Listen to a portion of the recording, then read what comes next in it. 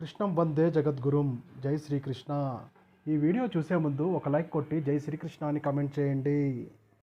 మీ చేతిలో డబ్బు నిలవాలంటే ఈ చిట్కాలు పాటించాలి.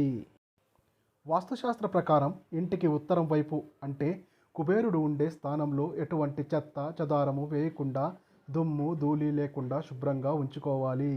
ఇక్కడి నుండి వచ్చే శక్తి జీవిత స్థితిని నిర్ణయిస్తుంది. శుభ్రంగా లేకపోతే పేదరికం గురకావడంతో పాటు ఇంట్లో వాళ్ళు అనారోగ్యానికి గురవుతారు. ఉత్తర దిక్కు ఎంత శుభ్రంగా ఉంటే అంత సంపద నిలబడుతుంది. ఇంట్లో డబ్బుకు లోటు లేకుండా ఉండాలంటే తూర్పు వైపున ఈశాన్య దిశలో పూజ గది ఉంటే మంచిది.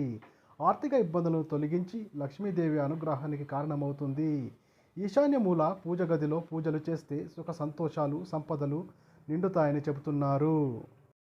మీ ఇంట్లో కుళాయి నుండి నీళ్లు లీక్ అవుతుంటే వెంటనే దాన్ని రిపేర్ చేయించాలి.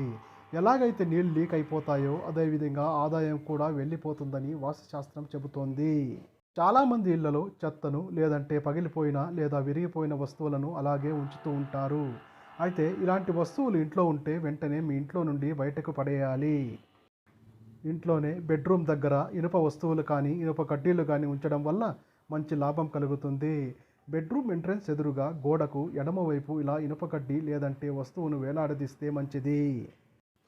మీ ఇంట్లో ధనం నిలవాలంటే ధనానికి మూలమైన లక్ష్మీదేవి చిత్రపటాన్ని ఉంచుకోవాలి. అయితే లక్ష్మీదేవి చిత్రపటంలో లక్ష్మీదేవి డబ్బు నగలతో కలకలలాడుతూ ఉండాలి. లక్ష్మీదేవిని బియ్యంతో పూజ చేసిన బియ్యాన్ని కొంచెం దగ్గర ఉంచుకోవాలి. దీంతో ఏమైనా ఆర్థిక సమస్యలుంటే తొలగిపోతాయి. ప్రతి శుక్రవారం కొబ్బరికాయలతో లక్ష్మీదేవికి పూజ చేసి ఆ కొబ్బరికాయను దగ్గర ఉంచుకోవాలి. ఇలా చేస్తే ఆర్థిక సమస్యలు దూరం అవుతాయి. ఇంట్లో తెల్లటి ఈశ్వరిని మొక్కను నాటడం చాలా శుభప్రదంగా పరిగణించబడుతుంది. ఈ మొక్కల్లో గణేశుడు కొలువై ఉంటాడు. అంతేకాకుండా ఈ మొక్క శివునికి ఎంతో ప్రీతికరమైనది.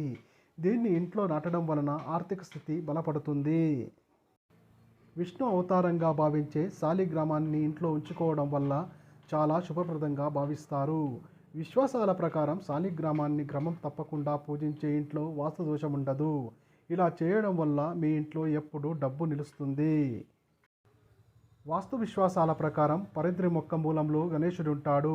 ఈ చెట్టుతో చేసిన గణపతిని ఇంట్లో ఉంచడం వల్ల వాస్తు దోషాలు ధన సంబంధ సమస్యలు దూరం అవుతాయి.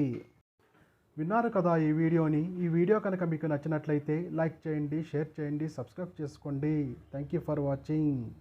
సర్వే జన సుఖినో భవంతు.